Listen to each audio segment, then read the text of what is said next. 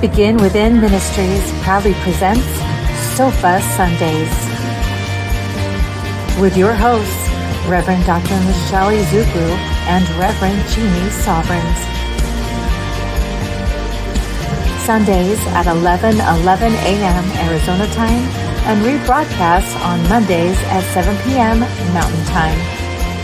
Come join us on the sofa every Sunday morning. Sofa Sundays with Michelle and Jeannie. Learn more at www.beginwithinministries.com.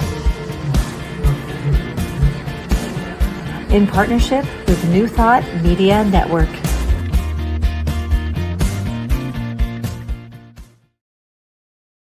Yeah, they've been slow in coming. Good morning. Good morning. Thank you so much, True Davis. I appreciate you so much. Good morning, everyone, and welcome to Sofa Sundays. We have our special guest, Deborah Covington, with us today. Super excited to share the sofa with you, my friend. And some fun people in the house today. I love you. Next time, woo! Just never know who's going to join us. Do the wave, you guys. Do the wave.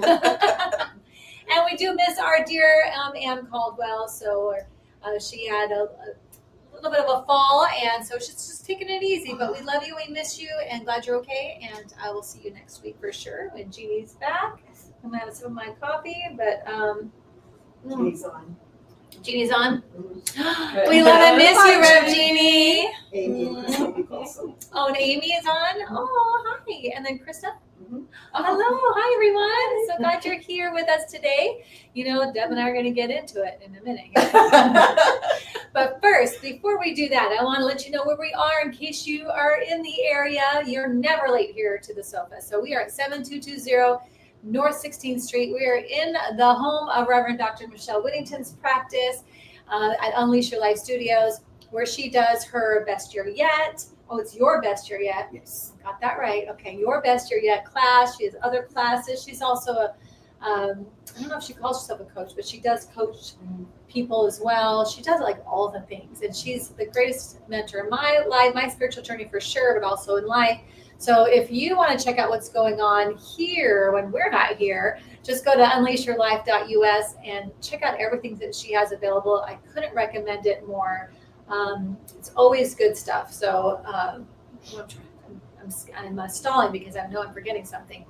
But anyway, she doesn't ask me to do that. We just do it anyway because we love her and we're so grateful she shares this space with us. She allows us to use this space for our ministry because she supports our ministry that way, and we really appreciate that. So love you, Reverend Dr. Michelle, and everyone else joining us live. So thank you, True Davis, for setting us up today. We always appreciate the hard work that you put in to making sure the sofa is a sofa. Yes. I do appreciate that. Yes. I remember the first time somebody was still here when we took the sofa down. They were like, wait, that's not a real sofa? It's like, you're not supposed to be here still. It's called a set, yes. People. It's a set. Secrets. And we outgrew our little baby sofa over there, so we need more room. We need more room. So Deb and I both have our shoes off. So Jeannie will be happy about that. And Jeannie, yes. I have a bunch of notes, so you'll be proud. That's what happens when you're not here.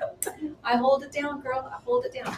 Okay, so I think you're praying us in. Have I forgotten anything? Those of you, have I forget anything? So. You should just do that little spiel, right? Okay, we're ready. So let's get comfortable here and begin by taking a deep breath and exhaling. I'm going to take 2 more breaths.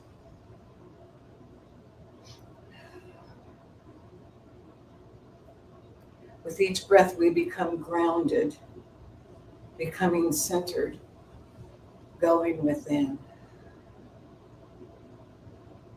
feeling the peace, the calm that is the center of our being. I'm so very grateful to be here today, as each and every one of us that are either in person here with presence, or online, or to be later viewing and hearing, that each word that is shared is of spirit. as we open our hearts and our minds to that which is being shared today, we know that God is the center of all. I want to reach out quickly to a dear friend, Christy Steinberg, who just recently has experienced the transition of her husband. We send love, support, and compassion to her and all of her loved ones as they experience the human experience of grief, and also recognizing that he is on to his next joyous journey. I send this word out to anyone and everyone who may be experiencing grief, physical discomfort. These words of love and compassion, knowing that this is a temporary experience as we move forward through the guidance of Spirit. I send this word out to the world, to all leaders of the world, reaching for peace and calm and human compassion. I send this word out to all teachers of spiritual faiths, knowing that we all are connected and the core of all teachings is love.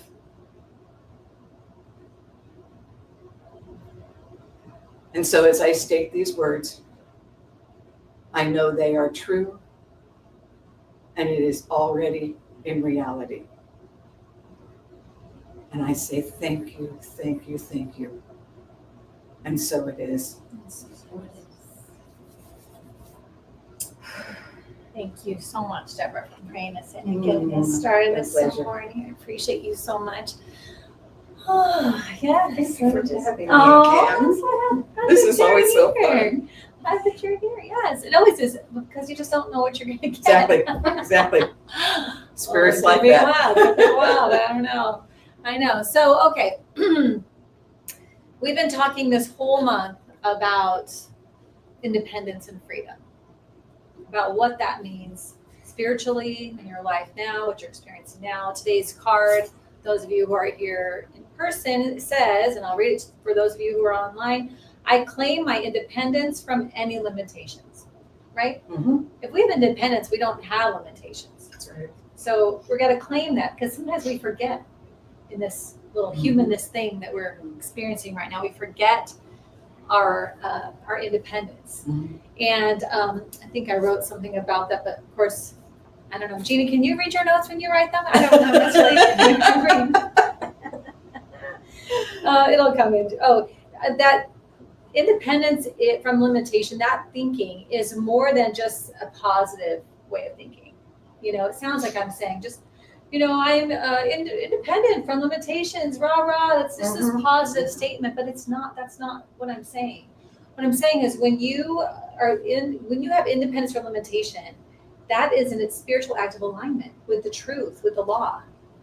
Agreed. When you state that, when you really understand that, if I'm independent from limitation, then my truth lines up with what the law says, right? With spirit, what we understand and know about spirit. So limitation is coming from what then? It's not real then, Right. because the truth is that I'm limitless. God is limitless, right? Infinite possibilities, infinite ways that it can go, infinite things that are created. So then why do we choose? Because it's our choice. Mm-hmm. We get that darn free will thing. Why are we choosing to put these limitations on ourselves?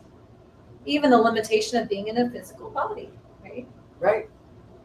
So I think this is the main, I have a reading for it later. Jeannie, I have a reading. I'm so excited. She's so proud of me right now. I can just feel it. She's like, so good. She's got a reading. She took some notes. But yeah, so like this playing it, I don't even think it's playing it safe. My limitations. question in this for all of us would be to first recognize, where is the source of our limitation? It's in our thoughts. Always begins in our thoughts. Yeah.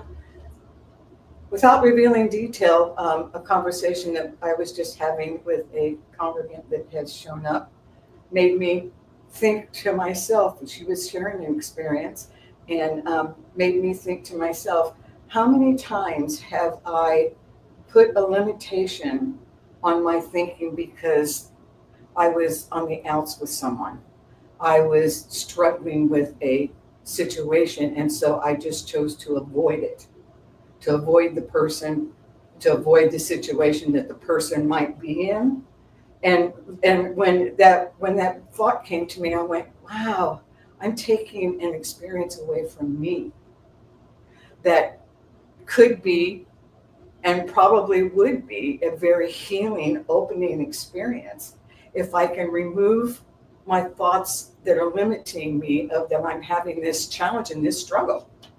Because the challenge and struggle still begins in my thinking. So I want to thank you for sharing your experience with me, because it brought me to that place of going, oh, I just thought of something that I'm doing. That I'm avoiding. And looking at that and going, okay, put your big girl pants back on, and let's look at this and go, am I willing? And it's okay if I'm not. Am I willing to let go of those limiting thoughts and allow myself to go to that experience and see what gift Spirit has for me? Right. In this. Right. Because that's where the gifts come, is when I let go of those limiting thoughts, then there's this openness that is just unbelievable what comes forth. Right.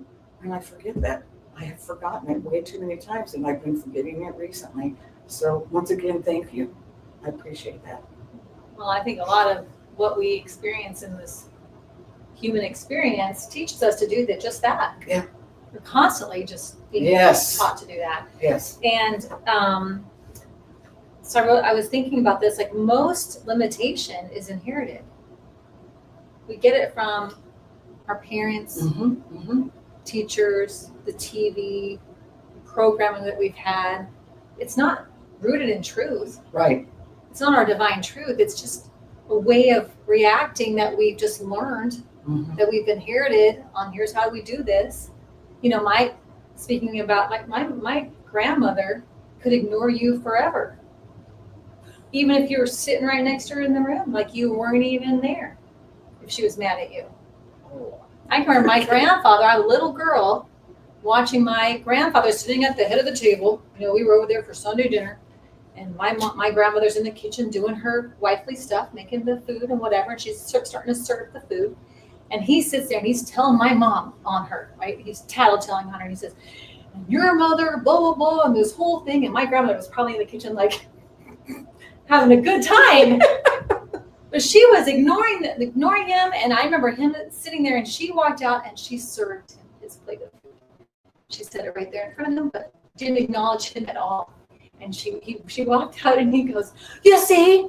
She'll bring me my food, but she won't talk to me. She won't talk to me. Like, he was insane. And I was like a little girl, like, oh my gosh, I thought his head was going to explode. Wow. Because she was just like, shut him off. Yeah. If she didn't like something, she just shut you off. And then she went about her day like it wasn't existing. Like, what is that creating though? Like, what is she creating? Exactly. So this is just something that, and then so who learned that? I learned that. Right. I learned that. I'm really good at that. That's the first thing I do. If I'm upset, I'm out. I don't do that. I mean, I'm much older now. My husband will probably say, she still does that. But you know, that's my inherited go-to though. Yeah. I would rather just avoid it all and just shut it all down than have to go through actually engaging. I've had to I've walked away, then gone, wait a minute, that's not, go back and engage, turn around. You have to go back and engage. You're an adult, turn around. And I've had to make myself go back into a conversation that I would have just left. And yeah. screw it, I'm not having it. Yeah. You know? It's crazy what's on the other side of that stuff sometimes. So I have this reading because I think it's anything Ernest Holmes says, of course, is going to be important.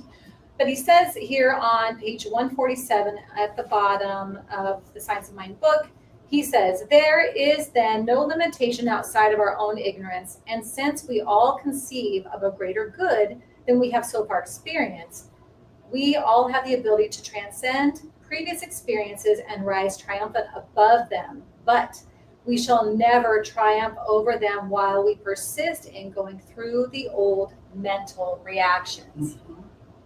So as long as we continue those limiting beliefs, those limiting thoughts and behaviors, we are never going to transcend this experience that we keep creating for ourselves, right? So then it says, before we attempt to improve our conditions, before we proceed further on the subject of healing, it is necessary that we be certain in our own minds that thought is creative. So are we certain of that? Are we certain that thought is creative? Yes, we're certain of that? Yes. As upon this basis, our entire superstructure rests. So everything we believe sits upon the thoughts are creative. Right. That our thinking is creating, right? Since spirit creates by contemplation, purely mental action, then everything in the manifest world is some effect of its thought. That's capital its thought, right?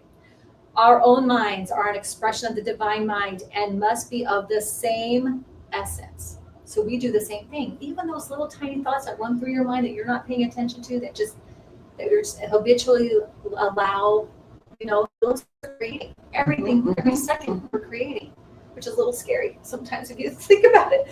Then it says, then we find ourselves in an undesirable that we find ourselves in an undesirable condition in the face of all of this is merely proof that we have limited ourselves by our very freedom.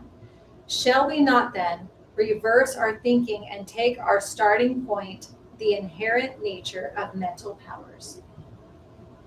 So shouldn't we look at what we've created and say, you know what? I don't want to do that. Right. I'm going back to my power. I'm not creating limiting things. I'm creating my own freedom from these things. Yeah. Right. And there's when the work begins, though. Yes, it's a lot of work. Yeah, it is. It is. Yeah. To be consistently and constantly aware. Right. Now I'm going to step out there and say I don't know that it's possible for me to be aware of every thought I have. Yeah.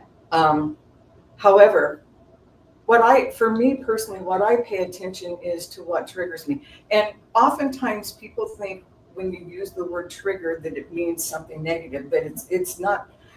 I really like to focus on taking away the value of whether something is a negative or a positive, because I can be triggered with an immense feeling of love. And that certainly is not negative for me, and so I like to pay attention to triggers of all types. And that is my method of paying attention to what my thoughts are.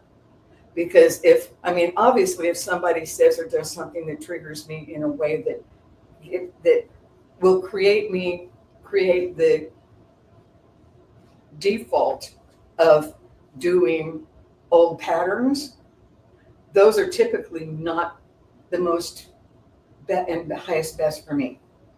And so those are the ones that really get my attention a lot now of, whoa, I just did that. Yesterday I said something just very judgmental towards my daughter that it threw her off, and it did me too, because it's something I haven't done for a long time. And I went, whoa, where'd that come from? And I had to stop and go, okay, what's going on with me right now? What is happening in my mindset? What are the thoughts that are going through me right now that triggered me to say that to her? Because that was hurtful for me to say it to her.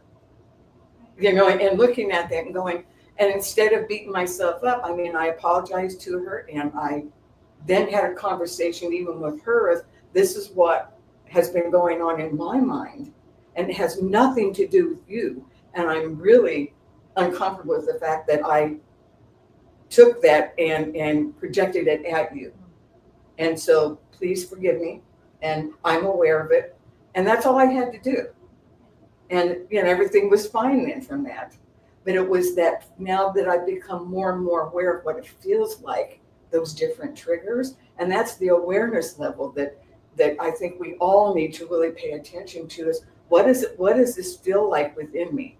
Emotionally, physically, what is going on here? Because it does, your body will respond to what you're doing. Right. And it doesn't feel free. No, oh no, it feels very limiting. It feels tight, doesn't it? Yes. Yeah. It feels like clenching teeth. Yeah.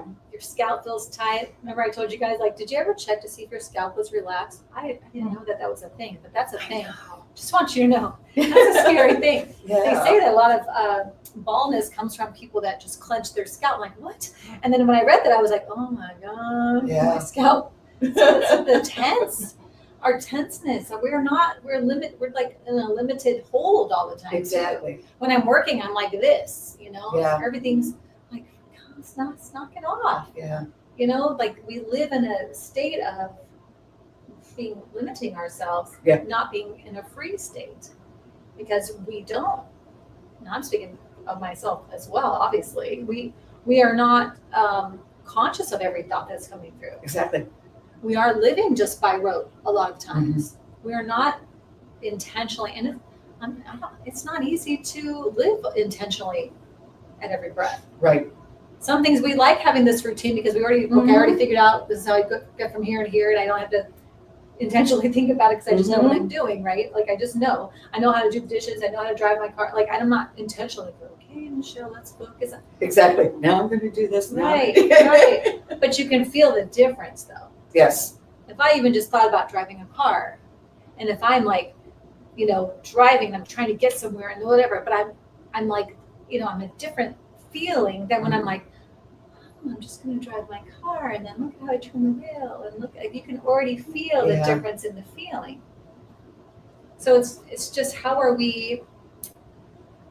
It's like you have to constantly reset that all the time. Yeah, I'm sure all of us as drivers for years. It's like a whole thing. How many times have you experienced you're going somewhere and then all of a sudden you're at a point in your journey and you went, I wasn't even aware that I got here already. It's like, wow, that is scary. That is. It's like, oh my gosh. Where do we go when that happens? I'd like to know. Where was I? Yeah. And then the difference when I'm like really paying attention to every movement around me and how my car is looking and how other cars are, and huge difference because the other way feels like I'm closed in. Yeah. I'm all shut down and closed down in. Yeah. And then when I'm driving and looking at the world that way, it's like this huge opening that it feels more expansive and free. Right. Free. Yeah. Yeah. Take those mundane tasks that you have, like washing dishes or brushing your teeth or whatever, and just today, you might like it and do it more, but be in that moment with them. Well, it's a good place to start. Yeah. That's a really good place to start, to be in more in awareness. Is what am I doing right now? What does this feel like? What is my body telling me? Right. These suits are pretty cool. They are. I wanted to say too, when we were talking, one of the things that's really shifted for me over the years is appreciating age. Very much so.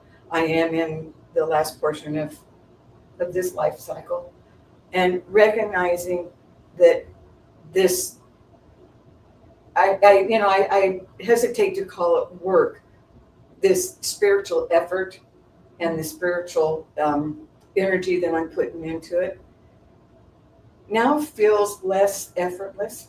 I mean, it feels like less effort. It feels more effortless. And so it feels like it's more of enjoying the experience of the journey instead of feeling, oh my gosh. And I used to just dwell on what are my thoughts are. It felt like pressure.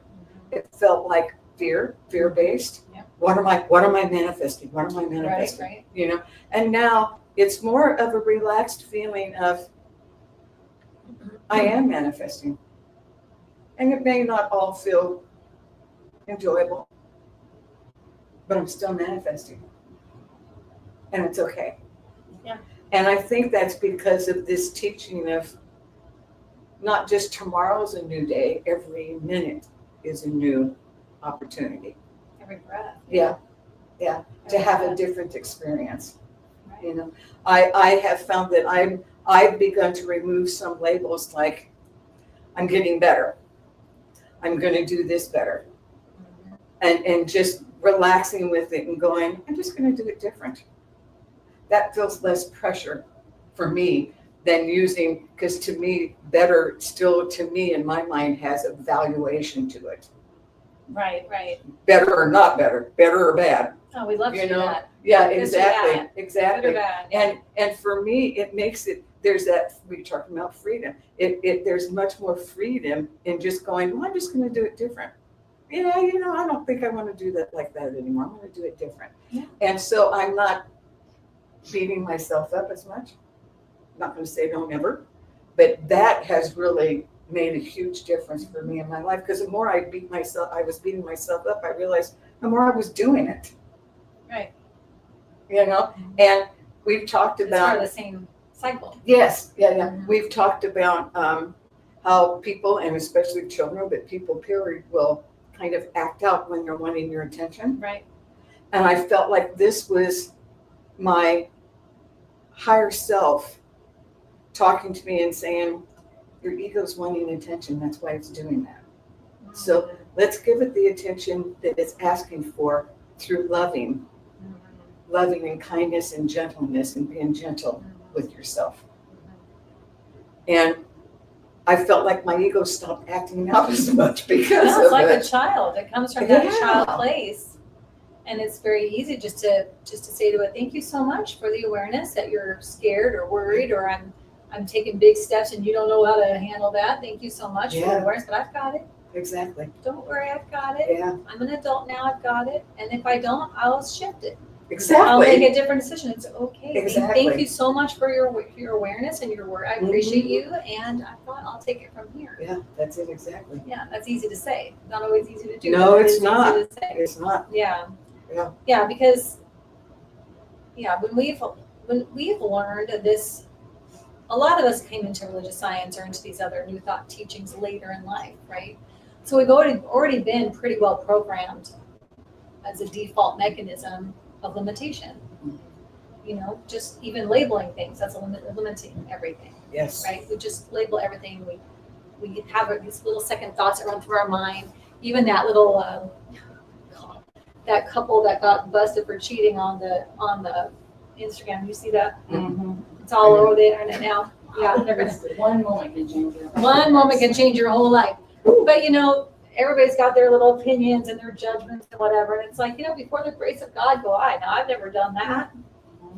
I've never been a cheater. That's not my behavior as far as that goes. But I've not lived my life with things that I wouldn't be ashamed if it got out for everybody. I don't think anybody's, like some of these young movie stars or actors or whatever, and their whole life is in front of everybody else, right? Like, how many teenagers do you know that have made major mistakes, Right. and then they do it in the practice to be able to work through it, grow from it, and then make choices. Be like, you know what? I see where that has led me, and that is actually not where I want to go or create. Right. So I'm going to make a different choice because I have the freedom to do that. Well, it's kind of hard when it's in front of everybody else, but I myself had a lot of judgment around seeing that clip every time it came across the internet. And then this woman that's on I don't know her personally, but I know her through circles. She came on and said, when you see something like this, please be very careful. And I wish I had come from her point of view. I wish I had my wits about me to come from her, because when I read her thing, it was basically saying, I have sat with many couples that have gone through different things in their marriage, terrible things, awful things, all kinds of things. And it is a big, until you've gone through those things, like, you can't judge it. And it's so hard to see that happen in front of everybody, in front of all these people, and now it's going viral. It's this whole thing that makes it worse in itself. But yeah, he made some bad choices. The other one made some bad choices. People make bad choices, and then they have to deal with the consequences of their behaviors. Right. That's true, but we all have done that. Don't act Exactly. like you're higher than anybody else. That judging makes it sound like I am better than you, but we are all the one thing. Exactly. And we are all susceptible to making mistakes. Mhm. Some that are pretty bad. Like he's in 3 days' time, he's lost his job, his family, like, and some of us might say, and rightly so, like you do something like that, these are the risks that you take. And yes, and he will pay the consequence, and hopefully he'll learn and he'll grow, and then whatever. Yeah. But who am I to be like, oh, or laugh or make these judgments Yeah. on another person's human experience Mhm. if I believe what I believe?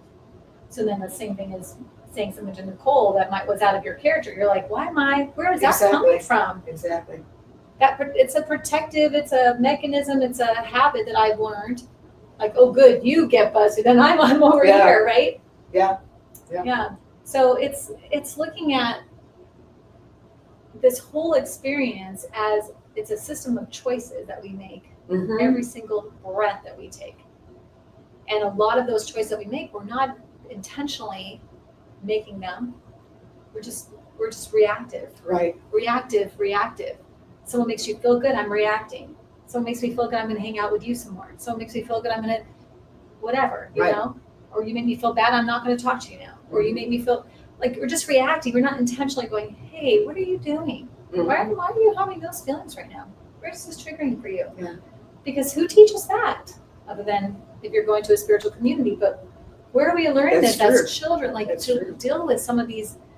I think it's like our compass system trying to help us navigate, but if we don't learn how to use it, Right. we're living a life by default, just jumping all over the place instead of being like, here's what I'm trying to create for my life, and here's the steps I'm going to take to get there, and how do I protect that at all costs? That this is what I'm going to do. Mhm.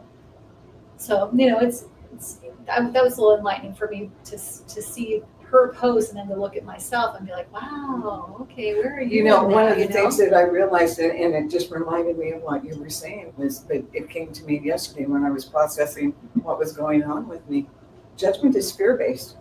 100%. There's some kind of fear going on inside of us Mhm. that in reality we are feeling less than. And that's why we have to try to make ourselves feel like more than. Mhm. So we project that, you know. In reality, we're always projecting ourselves on everyone, no matter what it is. We are projecting. I'm projecting me. You know, that's why for a long time I've and you brought this up in our very first visit, was that I've always told people what that person is saying to you has nothing to do with you. Right. And what you're saying to that person has nothing to do with that person. It's all about the expression of yourself. No matter how much pointing we do and how much projecting at that person we do, it's still about the individual that is creating the action. Well, that's what they say. When you point your finger at somebody, there's 3 coming back at you. Absolutely. It's because it's actually a reflection of yourself. That's right.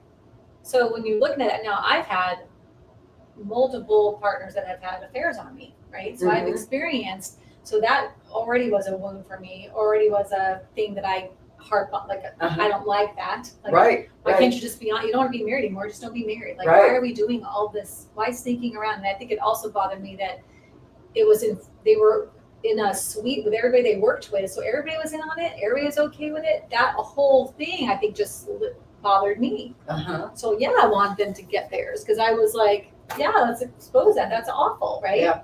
And at the same time, you know, I don't know either one of them. I don't know their past or their experiences or what they're equipped with to deal with whatever they're dealing with or whatever their emotional state is. Mhm. I can look on the people that have been unfaithful to me, and I don't have animosity toward them. Mhm.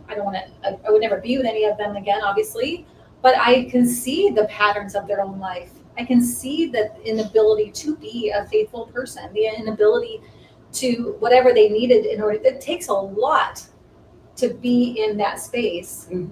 and to not be tempted or to not be to be able to keep certain kinds of commitments.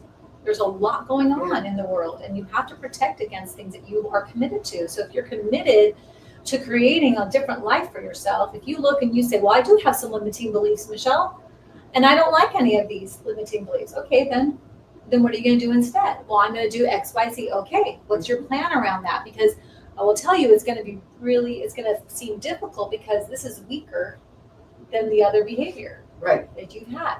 Right. You have to protect that. How they say, You don't, I can't think of a saying now. Anyway, I'll paraphrase. You don't let whatever you're going for, you don't let anything come around you that's not in line with that. Mhm. That's including friends, including things that you go out and do. So if you decide you're going to be this, or you want to create this for your life, and Spirit tells you, well, then here's the steps to that. And anything outside of those steps, you have to say no to. It could be some things that are hard to say no to. Right. If this is the path here. Yeah. And I wrote down that you're not a victim, you're a creator. That's right. So if you're running around in victimhood, like, oh, this is happening to me, these people are treating me like this, and here's what's going on, that is not the truth. Right. You're not a victim. You are That's right. creating it. And the faster that we can all, because you can be as enlightened as you can be, and you can still feel like that every once in a while, I think. Oh, absolutely. Absolutely. But the faster you go, whoa, wait a minute. Why am I blaming this person? I'm creating my experience. How can I take responsibility and shift whatever was happening that I'm in control of, Yeah. and move? This to me is a big awareness, and that's the freedom. That's So the may independence. I ask you a very vulnerable question? Yes. Would you be willing to reveal what was going on with you personally when you judged those people? Immediately, I remember immediately, it was almost like they should get theirs. They should pay the price. Mm-hmm. Because people that have had, well, that's not, my first husband, he definitely paid the price. He wound up getting busted for that. And he was in the military, and you get in trouble when you get in trouble. I didn't bust him. Somebody else busted him. And he actually went to prison for his behaviors. And lost his whole career. And I didn't even do any of that. I actually would have just left it alone and just left. Right. But other women took care of that. Next thing I know, there it is. But like the most recent one before my marriage, someone before that didn't pay any price other than I made them leave. And the relationship was over. You no longer have access to me or my family or my world at all. But they didn't pay any price. I'm sure they're just out there doing the same old thing. Mm-hmm. So part of me, I think, is kind of maybe still feeling like, I don't ever think of that person, but the moment I saw that, my first thought was, rightly so, that should be exposed. I didn't like how everybody else knew and nobody was seeing, thought it was funny because everybody else was laughing and they got outed at a Coldplay concert, so you didn't see it, but they got outed at a Coldplay. They were on a kiss cam. They were holding each other, and the kiss cam went around, and it wound up being on them. They were both like, "Whoa!" and they hid. Oh, okay. And then everybody else in the suite with them started laughing, like, "Oh my gosh!" like busted, kind of a thing. Okay, so hold on. Yeah. That's about how you feel about them and about the situation. Yeah. But remember, when we judge, it's because there's some fear inside of us about ourselves. So my question to you is, what do you think and what do you feel was going on about the way you feel about yourself, about something within you? I'll probably fear that happening again. Okay. Of that being, whenever I see people that are doing that, or they'll put things on Instagram, little reels about people, caught my husband cheating, whatever. Yeah, I don't want to catch my husband doing that. Yeah. That's So what I hear hear you saying is the fear of self-worth. Because it's typical for us when somebody mistreats us, for us to have a human feeling, emotion of, I'm not good enough. That's why this person is acting this way. And remember, when we're in fear and we judge, it's because there's a feeling that we're not enough. If I was enough, my husbands both cheated on me. If I was enough, they wouldn't have cheated on me.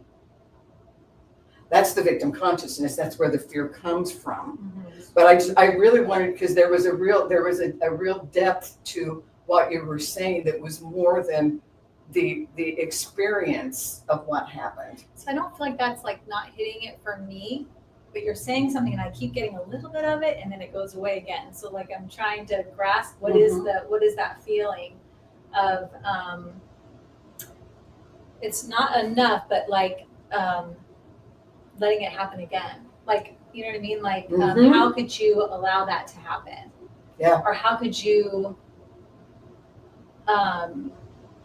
see, I can't quite grasp it, but it's like, you know what I'm saying? It's kind of like, how can you, I guess, protect yourself? No, it's not even it. It's what was hard was that how does someone like me get treated like that? How do I allow this to happen? How am I allowing that to come into my experience? Mhm. How did I allow for that? Yeah. You know? And so when I think about that now, that would be so devastating because I am so in love with my husband. I would hate for him to make an indiscretion like that. That Right. would ruin us. Right. So it's the fear of that is that I can't control this other. There it is. I can't. I was there it hoping is, you'd there it get is. to that. That I can't control Uh-huh. what another human being decides to do. And these people that were on the screen, they both had partners that weren't there because it was a work thing, right? So Okay. so they can't control. I can't Right. control what my husband does when he's not with me. Right.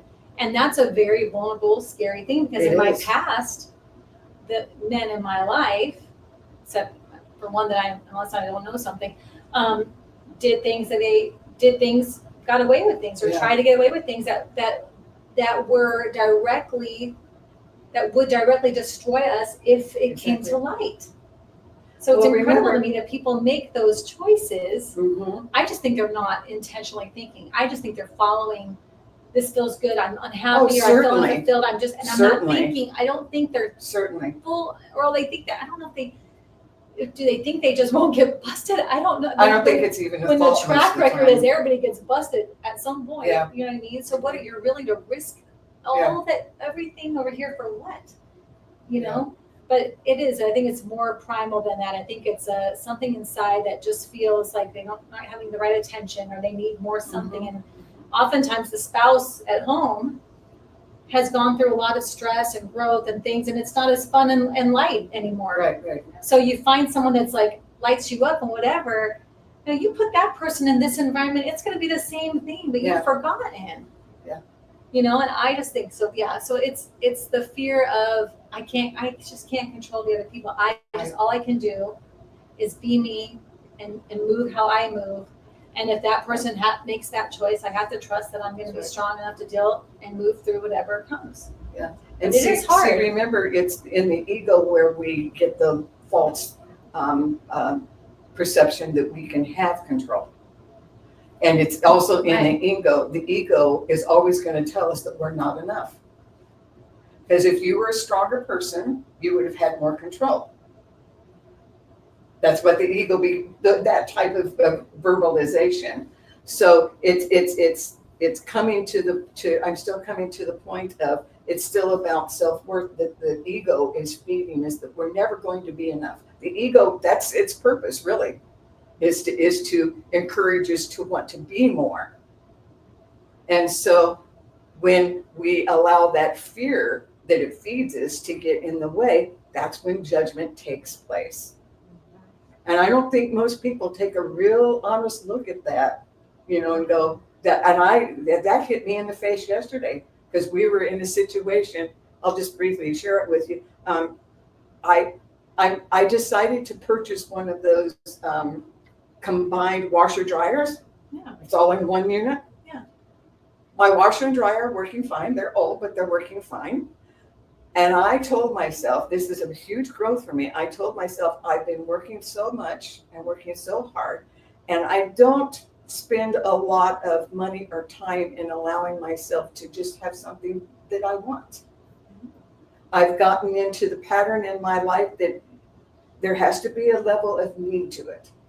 So I don't get something new unless it needs to be that replaced. Practical, I do that Yes. too. It's If it needs to be replaced, then I'll go and get something different and I'll get the next step up, right? Mm-hmm. Right. But this last year, I saw this unit and it enticed me and I wanted it. And I went, no, our refrigerator is broke. I need to get a refrigerator. I'll think about this. So it just hit me in this work that I'm doing, Deb, why don't you go get something that you just want that would feel good. I love And I'm still not at that place where it will be just for me. It has to be something that will have a benefit to the household, right? So you guys slid it in there that way, like let's just. we're on the way to get this, and I verbally said out loud, I'm having some anxiety about this, and we didn't talk about it anymore, and I just let it go. But when we got to the place to buy it, I said something to her, she said something, and I said something to her that was very judgmental. I said, well, that's a dumb question. And I went, and she went, looked at me, and she went, when the person walked away, she goes, I don't know why you're judging me, but I won't tolerate that.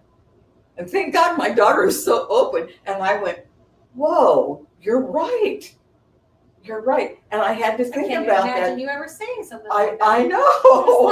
That's I had to think about it, and I went, I'm in fear. I'm in fear over spending this money that my ego is telling me is needless. And why are you doing this? And so we talked about, and I went and purchased this unit that I'm so excited about. But it was a real eye-opening for me of, wow, look how that fear is expressing itself in attacking someone that I love dearly. Yeah. It was a huge eye-opener. And then I sat in meditation with it last night, and I went, your ego is telling you you don't deserve this. You're not good enough. You don't deserve this. And you bought it anyway. And I bought it anyway. Ma'am. Yes, ma'am. I bought it anyway.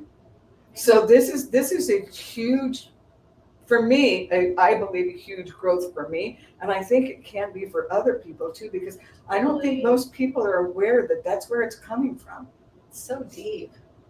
Yeah. And most likely from childhood. Oh, absolutely. So that's why it's so buried. That's why it took me a minute to kind of try to grasp it, because it's so underneath everything else. Yes. You have Yeah. to like take off all the, well, I was angry. No, what's underneath the anger? Why were you angry? Because there's all these different levels and levels and levels, and it takes, It does. We don't always have the time to sit there and go through all that, right? We're like, so thank you for being open and well, willing. we're authentic We do on that the a lot with sofa. each other anyways, we're authentic on the sofa. I think that's one thing that Jeannie, I always pledge, like just whatever comes out. So if you were drawn to ask that, then it was needed to be shared. So I'm always open. I'm an open book on here. I think I am mostly. I'm trying to think of anything I wouldn't share. I don't think so. No, but yeah, that's some interesting ahas, I think. Yeah. Just in this week, and just keep, we can just really intentionally pay attention to our thinkings. Yes. And if you can't do that all the time, I mean, how can we do that all the time, right? We got a lot going on. Maybe just look at the results. Mm-hmm. So if I'm cooking something and I don't like how it's come out, am I going to cook it that way again? I'm not going to do it that way again, right? I'm going to change whatever ingredient that I had in there, or I might add a different ingredient. I might take something out. I might just totally, get rid of it and do a whole nother recipe. Yeah. So when you're looking at what's going on, no, there's no judgment in that. I just don't have to make the same recipe again if I don't want to. Exactly. I'm not judging myself and mad at myself. Oh no, you have to make that 8 more times because you made it the one time. Like, no. Exactly. Right? There's no, if we can get the shame and the blame and all that stuff off of ourselves and recognize we are spiritual, bright, sparkly little spiritual beings in these human bodies having this really cool experience, right? Yes. And every year that we get to be here doing it is really, we're blessed, because not everybody is getting to be my age, or not everybody's getting to do that. Right. So already we can be like, wow, that's pretty cool. Mm-hmm. And then don't beat yourself up over the decisions and the moves that you've made. Mm-hmm. Just go, okay, well, I see where that got me, and I'd like to go somewhere else, please. I'd like to have a different experience right now. And then sit intentionally and say, okay, well, what is the experience I want to have? What would you like to be experiencing? I like to experience this. What limiting thoughts do I have around that? Allow yourself, just like we did. Mm-hmm.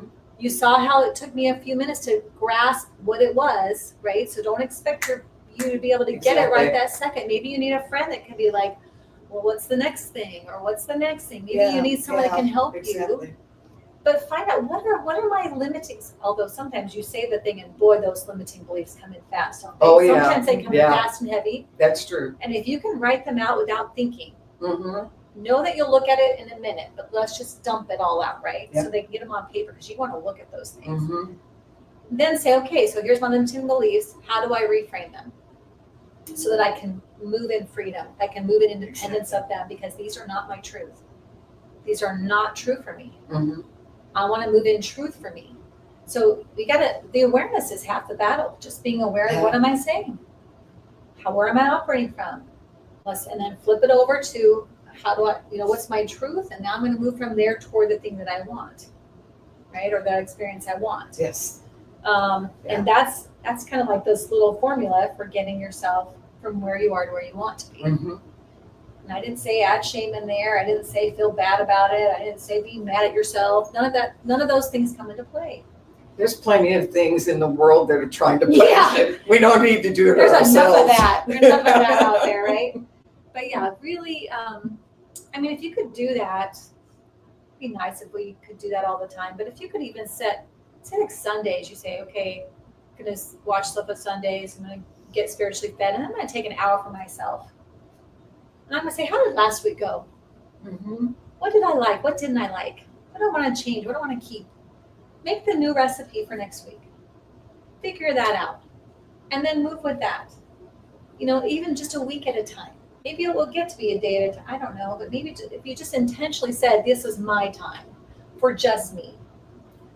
Jeannie does that. Well, I'm speaking for you, Jeannie.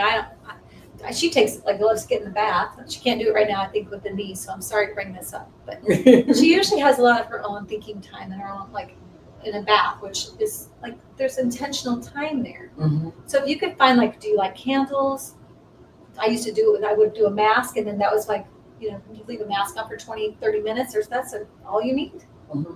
So if you can think about what would make me just feel so loved and nurtured and cherished, and a moment to myself where everybody can just leave me alone, find where that is, set that in the calendar or whatever, and just protect it like crazy. Mm-hmm. And see if you can't work on this independence, maintaining your independence, maintaining your alignment with your independence. It's already there. You already are that, but we forget so easily if we're not intentional. Mm-hmm. So anyway, do we have any thoughts or anything coming sharing up for anybody? True, can I have the microphone? I think we need to turn the volume on the top one. This. Yep. Let's see. Yeah. How high? Just let her talk. Hello. There you go. Well, Deb, I appreciate your example of the washer and dryer because I'm going through something very similar to that right now. I beat myself up over whether to get a new car or not because my old car was costing me a lot of money. And I finally decided, yes, I would do it. And now I'm regretting it because I probably have to get a new roof on my house. The roof is a need, the car was not. So I'm stressed about that. And then the other issue is almost exactly like the washer and dryer is I have 4 cats, and somebody was telling me about this automatic cat thing. Yes. And Is it a wheel? Yeah, the wheel. Oh, they love it. Everybody that I know that has one loves it. Now I have 4 cats. Whether it would work with 4 cats, I don't know, because there's no way I'm buying 2.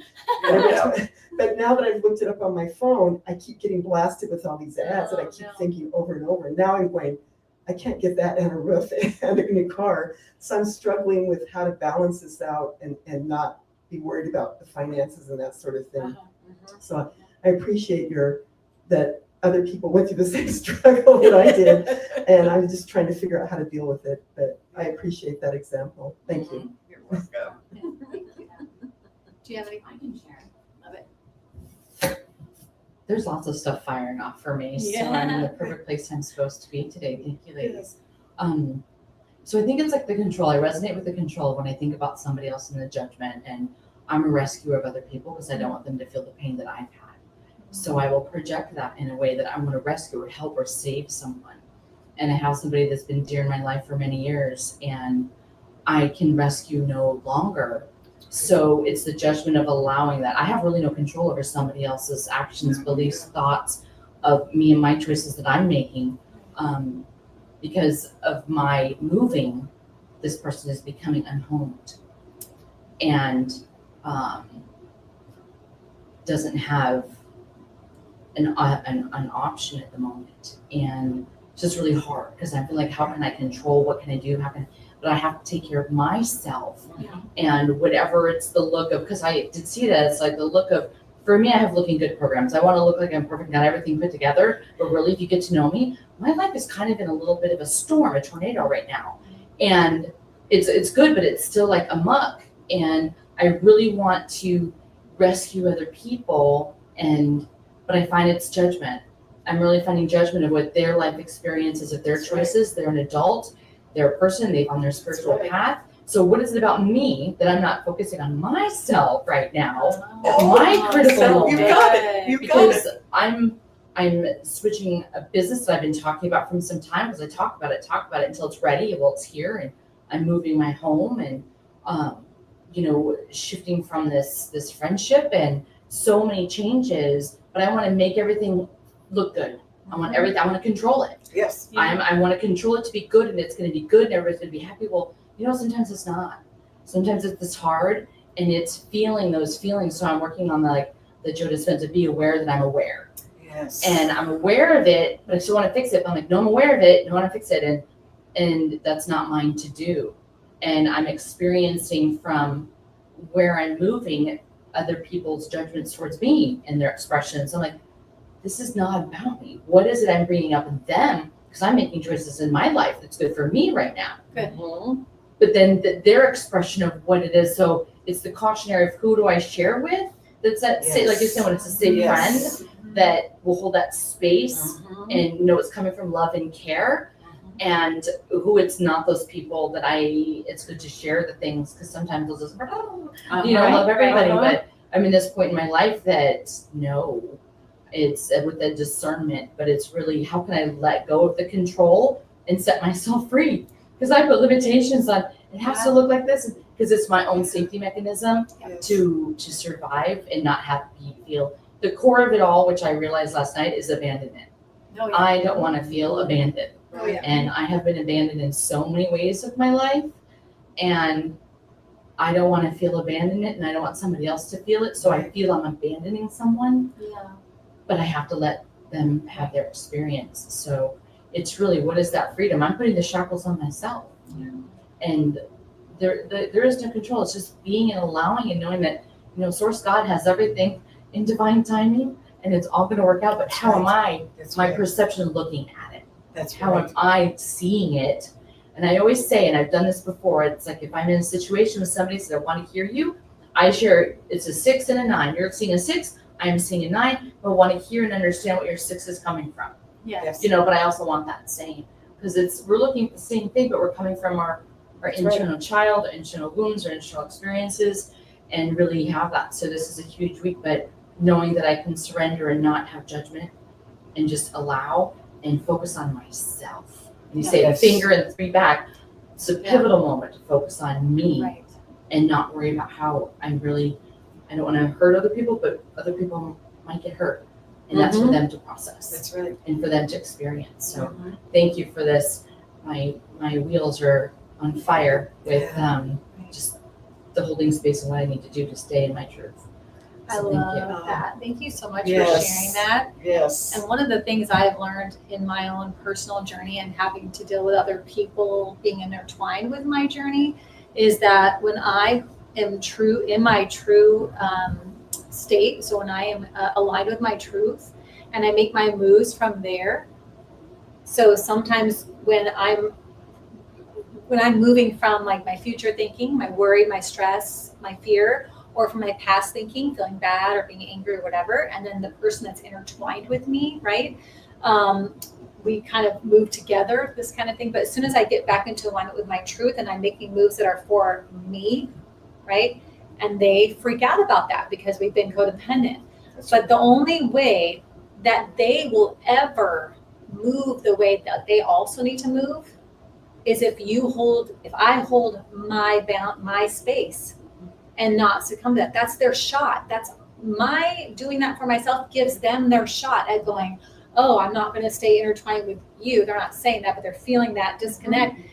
Sometimes that's what they need to where they'll look at themselves before they're looking at you or that or togetherness but instead, if you're moving and they're forced then to make their own moves, now they may go off the deep end and do what you fear.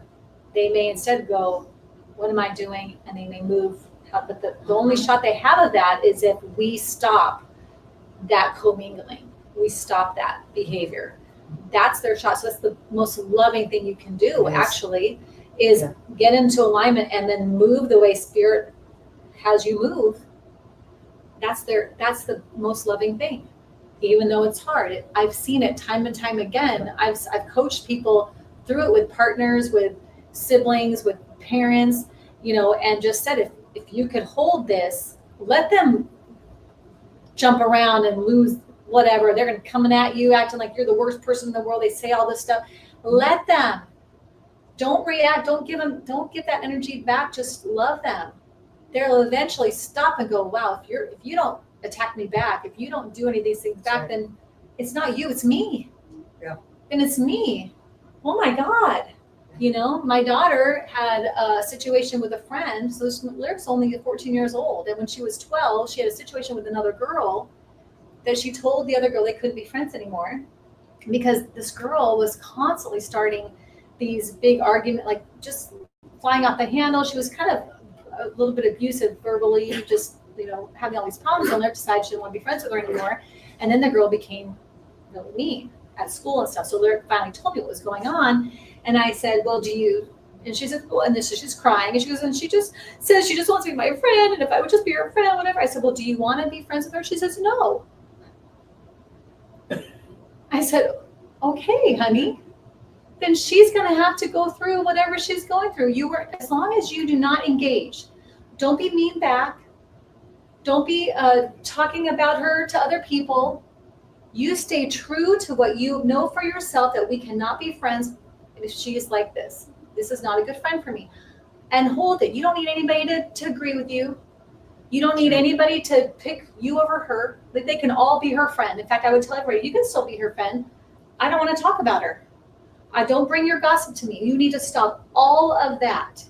And when she did that, the girl was trying to get her goat like crazy, going around her friend circles, pushed her in the bathroom, and then two of her friends came in and pushed the girl. I said, no, you tell your friends, don't do that. Don't do that. Nothing. She's doing everything she can to provoke you so you could be the bad guy. We're not doing that. You stay true. And then next thing you knew, this young woman, I said, she might not have a parent that's talking to her about this. She's only 12. Yeah. What tools does she have? Right. Give her a moment. Well, I don't know how long it took, a couple months, True, I don't know, a couple months or so. Then this young woman went to the counselor at the school and told the counselor everything that was going on. And all she wanted was to be Lyric's friend. And she couldn't figure out she couldn't do it. And the counselor talked her through it. They worked on some things. And then when she felt ready, she asked Lyric to come, and they had a little meeting with Lyric, and she apologized to Lyric, and she goes, you don't have to be my friend. I just want you to know that I'm sorry. Well, that's fabulous. And all this thing, and I couldn't believe that. No, this is bigger than I thought it was going to be, right? This is like a huge deal. I actually thought when she pushed her in the bathroom, I thought, okay, if she touches you again, I'm sorry, I'm going to have to come down there. Right. But I just want you all you and your friends, you make it clear to those girls, stop. Don't do anything on my behalf. You all stop it right now. You be really clear in the way you're moving right now. And so that girl she was able to work it out because Lyric wasn't doing anything. He was doing nothing. Mm-hmm. And that was like huge for me. Like, oh my gosh, if we can just do that, she knew her truth. That's all she did. She knew her truth. She didn't need anybody else to help her with it. And the other person did all the things, all the tools. She used all her tools to try to control and manipulate, right? Which is what we do, right? She was afraid. So she was just doing whatever. Right. And then when she was left with nothing else, she had to look at herself for a minute. And she made an incredible move, this young woman. And now they're all friends again. She has moved through that. I've always loved her. She's a great girl. She just had a moment. Yeah. But don't we all do this? I mean, we all have had this happen to us. We've been on both sides. All of us. I don't know any of us that would only have been So I love what you're doing. I love that you're honoring yourself, and you just have to know that the other person might get crazy for a minute, and that's okay. It's okay. Let You them also have do their to- crazy. You also have to be prepared to lose them forever. You can't. Absolutely. Sometimes they're just not a part of the next leg of the journey. Yeah. And that's okay too. Yeah.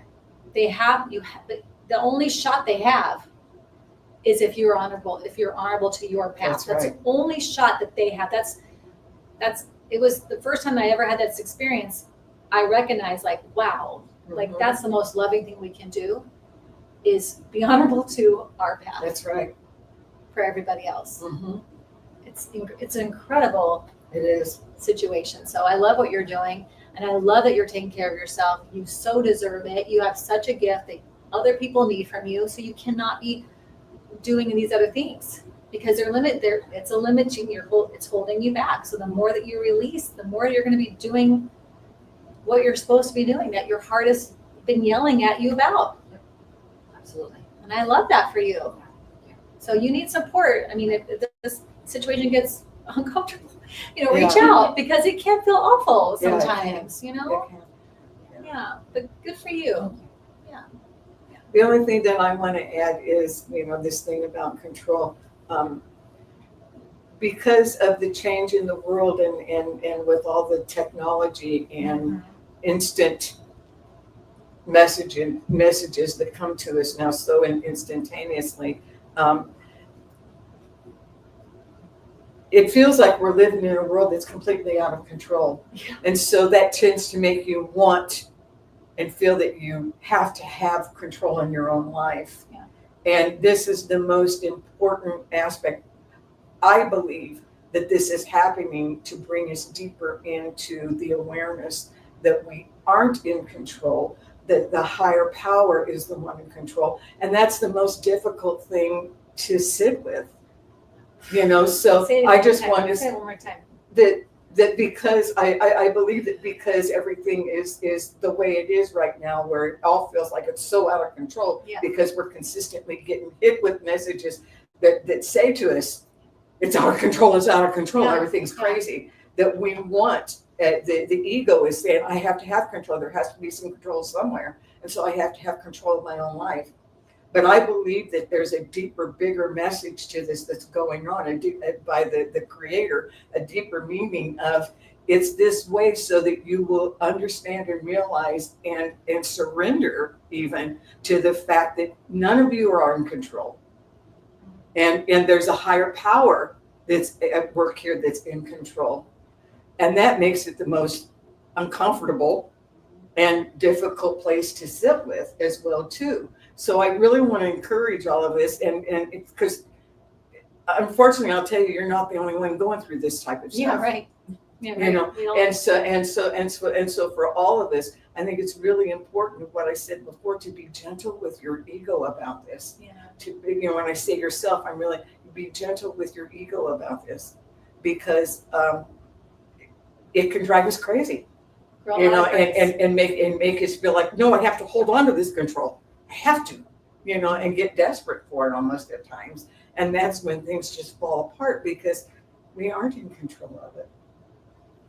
What we're in control of is ourselves, and getting to that inner space that I did the opening prayer about, of that quiet space of listening, of being in, really reaching for that calm peace that's deep within us, because that's our essence of who we really are.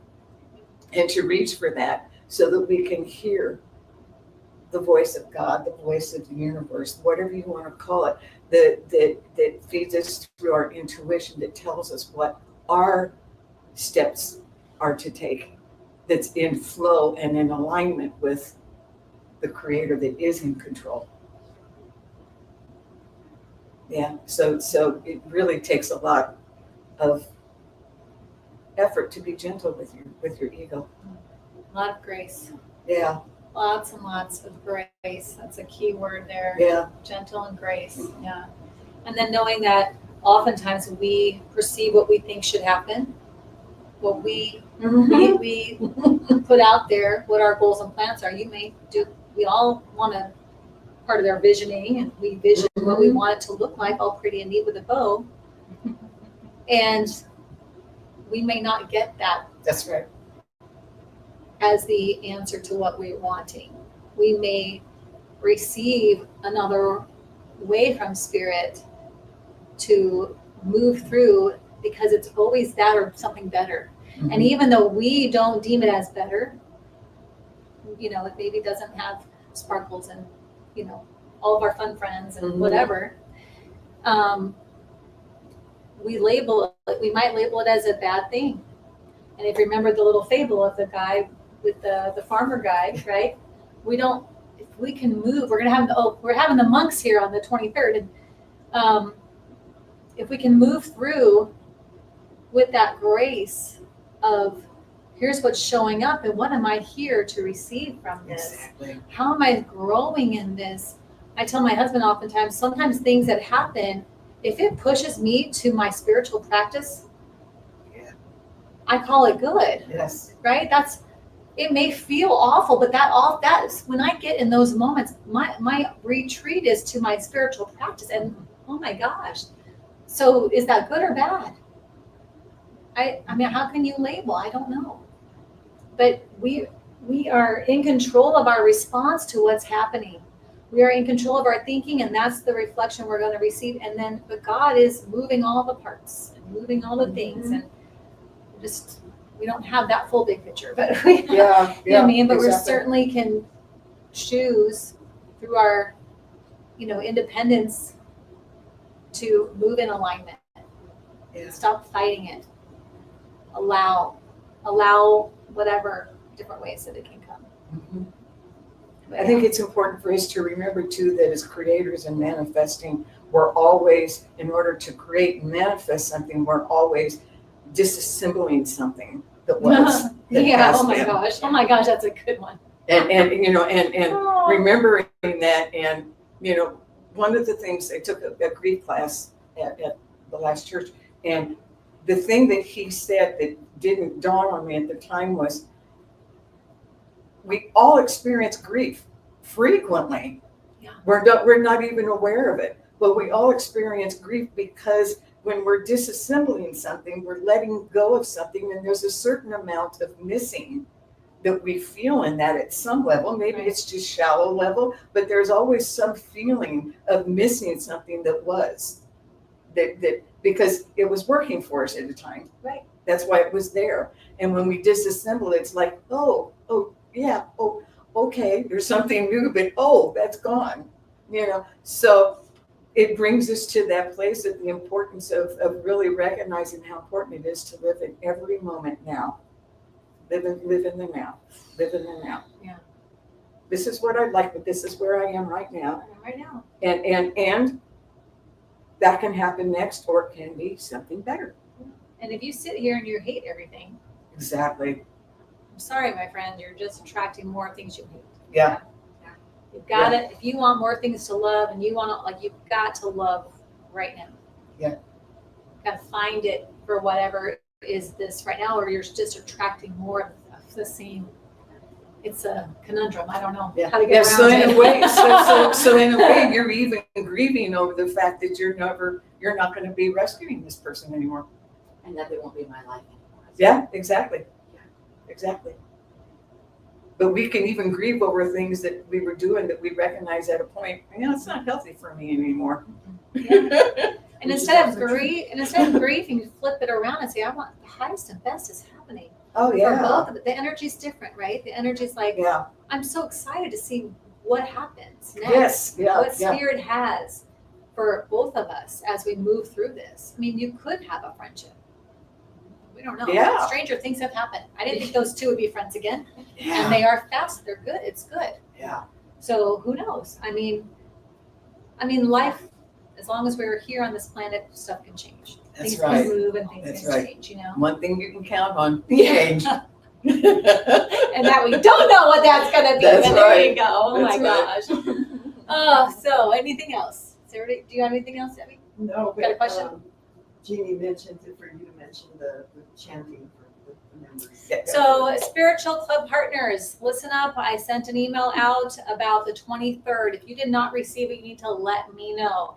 If you are a spiritual church club partner, so that's somebody that pays $45 a month or $75 a month for themselves and a family or a significant other. We have the monks coming to visit us on the 23rd. We are co-sponsoring this event with Reverend Dr. Michelle Whittington, and she is sponsoring it for her Your Best Year Yet students, members. Begin Within Ministries, Jeannie and I are sponsoring it for our Spiritual Church Club partners. So those tickets are free to you guys, and we are not selling tickets beyond that because we only have room for 25. So you've got yours. I do. Do you have yours, Emmy? I don't yet. I forgot all about it. Emmy, you better know. No, but so if and it's not too late to become a Spiritual Church Club partner. You can do that today. All you have to do is, go online to beginwithinministries.com, hit the button where it says donation down the bottom, and then just select the monthly donation of $45 for an individual or $75 for a couple or a family. And this just shows us that you like what we're doing here, that you want us to continue, that you want to support this ministry so we can keep growing. And we bring things like this to our partners. We have 2 workshops coming up in August as well from Reverend Jeannie and myself, 2 separate ones. So those are also free to our partners and things like that. We enjoy doing that. So the more that support we have, the more we can do for everyone. What else? I got to hurry us out here. Yeah. Okay, so What anything can we else? use to support you?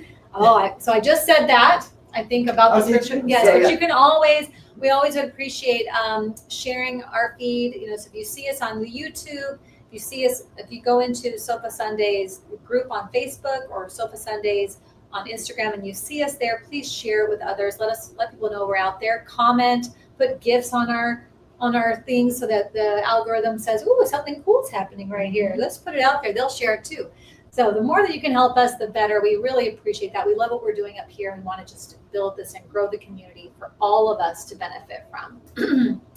What else I have to pray? That's it. Okay. So one thing I did last week, and I want to do it again, is really going through in the prayer to help us understand the spiritual mind treatment. Because we're talking a lot about our thinking and the way our thoughts are working, and the spiritual mind treatment is for that. It treats our minds.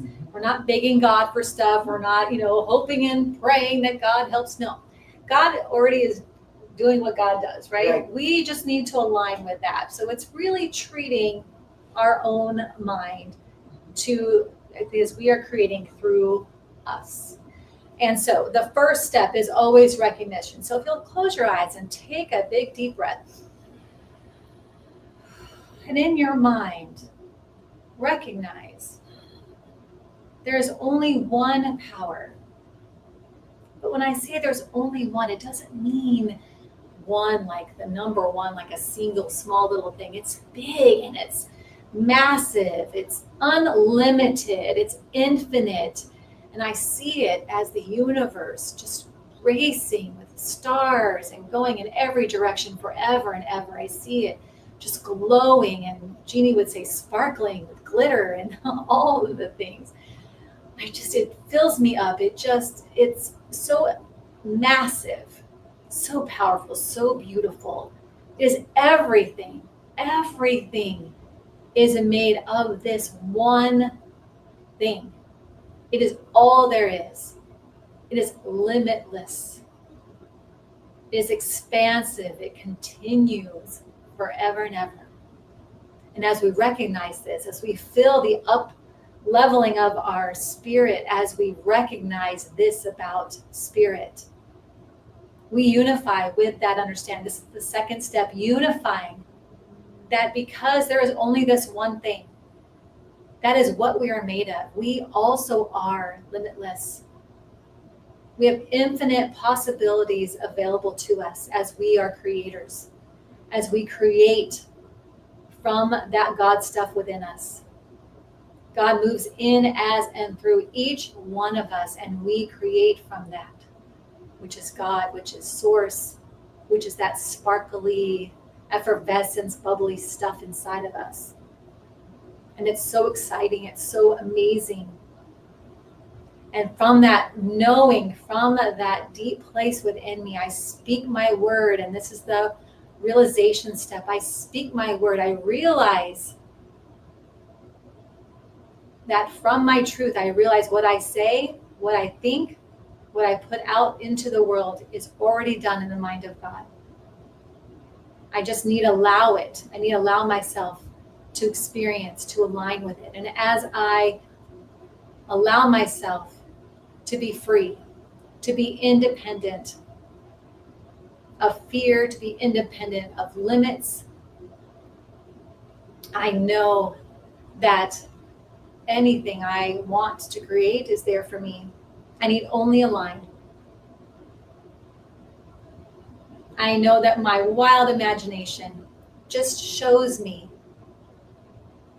just one of the many ways that I can experience this life of mine. And I let those ideas run through my mind for this quick moment. Just see all the things, all the exciting things, maybe even practical things, things that you just want to be experiencing. A new roof. I like having really great appliances. It's amazing. I love that. And I can bring that to me like a magnet because I am that which I think about. I create that. I align with it. I allow it. I'm open. I'm receiving. I'm not closed up. I'm open. I'm expansive. I am the universe. And the next step then is to be thankful. Thankful that this is already done in the mind of God, that it is already there, and the law can only say yes to what I have put into it. Intentionally, on purpose. I am thankful. I am grateful. And so the last step is to release, let it go, knowing that it's already done. And together we say, and so it is. And so it is. Well, thank you for being here with us. We love you all. We'll see you next week, Reverend Jeannie. We're excited to have you back. Thanks for watching. Tune in again next week at 11:11 a.m. Pacific Time, or Monday evening at 7 p.m. Mountain Time.